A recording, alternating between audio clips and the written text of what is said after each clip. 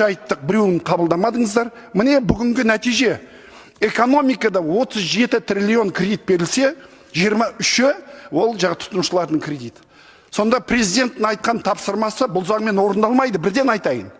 Себебі банкілерге экономикаға кредит беру тиімді емес, 17%-ға немесе ипотека беруге тиімді емес, 35-40%-ға азаматтарды қарызға кіргізіп, оларда ертең жұмысқа отырамайды, счеттары бұғатталған, мемлекеттен шығармайды, ол адамдар жұмысты да істей алмайды қарыздарын қайтару үшін. Бірақ банкілерге бүгін біздің азаматтарды қарызға кіргізіп қойған жақсы, себебі олар үнсіз баратта я соттасамайды, я адвокаттар жоқ.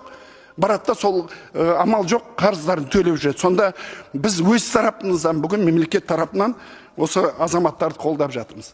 Сосын тағы да бір ең үлкен мәселенің бірі. Мынау қарыздың деңгейі.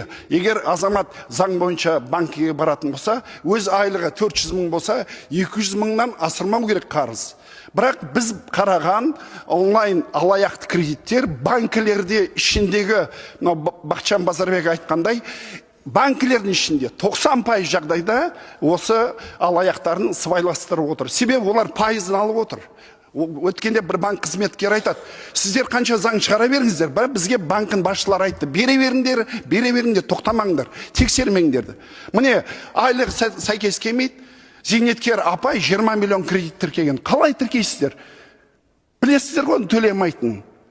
Қалай ұяттарыңыз жоқ осындайда азаматтарымыз қарызға кіргізіп? Үндемей осы өткенде осында жауып тастайықшы осын деп.